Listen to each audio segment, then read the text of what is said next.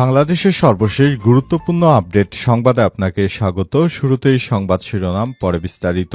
প্রথমেই জানাবো আমাদের হাতে থাকা সর্বশেষ গুরুত্বপূর্ণ সবথেকে তাজা আপডেট সংবাদ। চট্টগ্রামে এক রাতে ৩ খুন। চট্টগ্রামে এক রাতে পৃথক ৩টি হত্যাকাণ্ডের ঘটনা ঘটেছে। রাতে চট্টগ্রাম মহানগর ছাড়াও রাঙ্গুনিয়া ও ফটিকছড়ি উপজেলায় পৃথক এই হত্যাকাণ্ডের ঘটনা ঘটে। নিহতরা হলেন রাঙ্গুনিয়া উপজেলা পশ্চিম সরবভাটা এলাকার নাজের আহমেদের ছেলে এবং সরবভাটা ইউনিয়ন শ্রমিক দলের সহসভাপতি আব্দুল মান্নান ৪২, মোবাইল সার্ভিসিংয়ের দোকানি আকাশ ও ইলেকট্রিশিয়ান আবদুল্লাহ আল মাসুদ। এরপর জানাবো পটুয়াখালীতে কৃষকদের উপর হামলার অভিযোগ বিএনপি নেতার বিরুদ্ধে। পটুয়াখালীর গলাচিপা উপজেলায় চরবিশ্বাস ইউনিয়নের চরবাংলায় খাস জমিতে তরমুজ চাষ করাকে কেন্দ্র করে কৃষকদের উপর হামলা চালিয়েছে বিএনপির নেতাকর্মীরা। এ সময় কৃষকদের অন্তত ৫০ জনকে মারধর করে আহত করা হয়েছে। এদিকে নারায়ণগঞ্জে বিএনপির স্বেচ্ছাসেবক দল নেতা মামুন হত্যা, আরেক আসামি গ্রেপ্তার। নারায়ণগঞ্জের ফতুল্লায় স্বেচ্ছাসেবক দলের যুগ্ম আহ্বায়ক মোহাম্মদ মামুন হোসেনকে গুলি করে হত্যার ঘটনায় দায়ের হওয়া মামলায় ২ নম্বর আসামি সুমনকে গ্রেপ্তার করেছে র্যাব ১১ ও পুলিশের যৌথ টিম। জানাবো রাজধানী জেনেভা ক্যাম্পে ককটেল বানানোর ফ্যাক্টরির সন্ধান পেল আইনশৃঙ্খলা রক্ষাকারী বাহিনীর সদস্যরা। রাজধানীর মোহাম্মদপুরে জেনেভা ক্যাম্পে ককটেল বানানোর ফ্যাক্টরির সন্ধান পেয়েছে পুলিশ।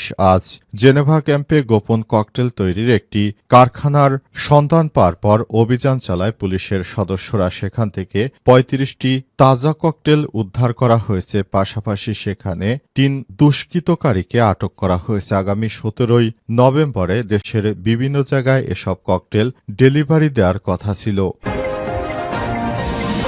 এবং সর্বশেষ জানাবো অভিযোগ তদন্ত করতে গিয়ে হামলার শিকার ৩ পুলিশ সদস্য। ফেনীর পরশুরামে একটি অভিযোগের তদন্তে গেলে এক পুলিশের উপপরিদর্শক এসআই হামলার শিকার হয়েছে।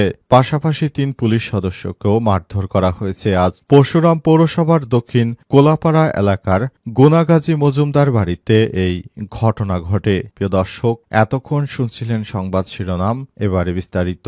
তবে তার আগে বন্ধুরা অনুরোধ থাকবে এই সংবাদটিতে একটি লাইক দিন। এই চ্যানেলে আপনি নতুন হয়ে থাকলে আমাদের সংবাদটি দেখতে দেখতে চ্যানেলটি সাবস্ক্রাইব করে রাখুন। কমেন্ট করে বন্ধুরা আপনার মূল্যবান মতামত জানিয়ে দিন আপনি বিশ্বের কোন দেশ থেকে বা বাংলাদেশের কোন স্থান থেকে আমাদের সংবাদটি দেখছেন এবং শুনছেন। আর বন্ধুরা সংবাদটি আপনার সোশ্যাল মিডিয়া ফেসবুকে শেয়ার করে বন্ধুদেরও দেখার সুযোগ করে দিন।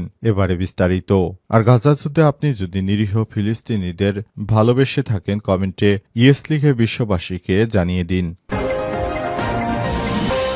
চট্টগ্রামে এক রাতে ৩ খুন। চট্টগ্রামে এক রাতে পৃথক ৩টি হত্যাকাণ্ডের ঘটনা ঘটেছে। আজ চট্টগ্রাম মহানগর ছাড়াও রাঙ্গুনিয়া এবং ফটিকছড়ি উপজেলায় পৃথক এই হত্যাকাণ্ডের ঘটনা ঘটে। নিহতরা হলেন রাঙ্গুনিয়া উপজেলা পশ্চিম সরবভাটার এলাকার নাজের আহমেদের ছেলে এবং সরবভাটা ইউনিয়ন শ্রমিক দলের সহসভাপতি আব্দুল মান্নান ৪২, মোবাইল সার্ভিসিংয়ের দোকানি আকাশ ও ইলেকট্রিশিয়ান আবদুল্লাহ আল মাসুদ। বৃহস্পতিবার রাত ১০টার দিকে চট্টগ্রাম দক্ষিণ রাঙ্গুনিয়া ৬ নম্বর ওয়ার্ডের বুলাইনের বাড়ি টেক এলাকায় দুর্বৃত্তদের গুলিতে নিহত হন বিএনপির শ্রমিক দলের নেতা আব্দুল মান্নান। স্থানীয় ক্ষেত্রবাজার এলাকায় তাকে লক্ষ্য করে গুলি চালায় দুর্বৃত্তরা। এতে ঘটনাস্থলে তার মৃত্যু হয়। বিষয়টি নিশ্চিত করেছেন রাঙ্গুনিয়া সার্কেলের অতিরিক্ত পুলিশ সুপার বেলায়েত হোসেন। জানান, হত্যাকাণ্ডের কারণ সম্পর্কে এখনো কিছু জানা যায়নি।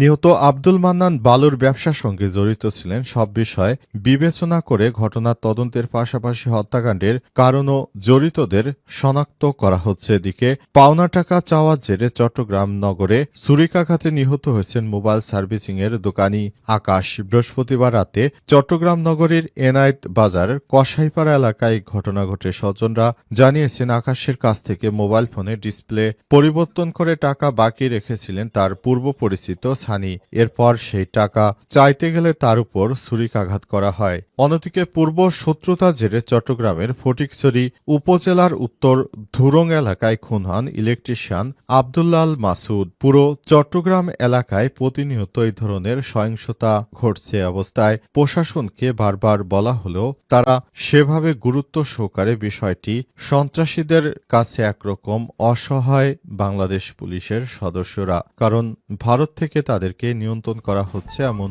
অভিযোগ রয়েছে। পটুয়াখালীতে কৃষকের উপর হামলার অভিযোগ বিএনপি নেতার বিরুদ্ধে।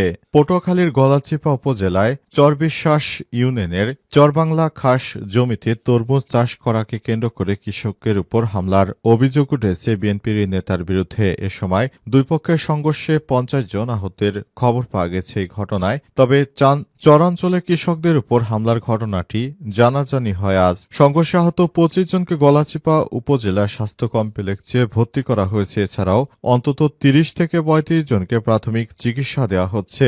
হামলায় আহত শাহাবুদ্দিন তালুকদার বলেছেন, আমরা চরাঞ্চলে ৩০ বছর ধরে আমরা তরমুজ চাষ করে আসছি। তবে বর্তমান সময়ে বিএনপির যে নেতারা আছেন তারা হঠাৎ করে এসে আমাদের এই জমিগুলো তারা নিজেদের দখলে নেয়ার চেষ্টা করে। এরপরই আমরা কোনো উপায়ন্ত না দেখে তাদেরকে প্রথমে বোঝানোর চেষ্টা করি, কিন্তু তারা শেষ পর্যন্ত না বুঝলে আমরা অবশেষে কোনো উপায়ন্ত না দেখে অবশেষে তাদের সঙ্গে আমাদের সংঘর্ষ লেগে যায়। এ সময় বিএনপির কেন্দ্রীয় নেতাদের ভয়ভীতি দেখানো হয় আমাদেরকে এবং অবশেষে আমরাও কোনো উপায়ন্ত না দেখে এই বিষয়গুলোকে মানিয়ে নেবার চেষ্টা করি। তবে বিএনপির নেতারা আমাদের উপর ব্যাপক হামলা চালিয়েছে। হামলা করে আমাদের বেশ কয়েকজনকে আহত করেছে। এই ঘটনায় অন্তত ৫০ জন কৃষকের উপর হামলা চালিয়েছে বিএনপির নেতাকর্মীরা বলে অভিযোগ পাওয়া গেছে। তবে এ বিষয়টি এখনো বিএনপির কেন্দ্রীয় কোনো নেতার পক্ষ থেকে বিষয়ে কোনো মন্তব্য করা হয়নি। সারা দেশে বিএনপির বিভিন্ন জায়গায় তাণ্ডব চলছে। সব তাণ্ডবের কারণে অনেকেই এখন বিএনপির কাছে অসহায় হয়ে পড়েছে। তারা যে আশা এবং স্বপ্ন নিয়ে নতুন বাংলাদেশ গড়ে তুলতে চেয়েছিল, বাস্তবে সেটি তারা করতে পারেনি। এখন তারা অসহায়ের মতো বিএনপির হাতে আবার নতুন করে মার খাচ্ছে। প্রতিনিয়ত অসংখ্য অভিযোগ পাওয়া যাচ্ছে বিএনপির বিরুদ্ধে। তারপরও বিএনপির বিপক্ষে কেউ কোনো কথা বলতে সাহস পাচ্ছে না। প্রতিনিয়ত এসব বিষয়গুলো সামনে আসছে। নারায়ণগঞ্জের স্বেচ্ছাসেবক দল নেতা মামুন হত্যা, আরেক আসামি গ্রেপ্তার।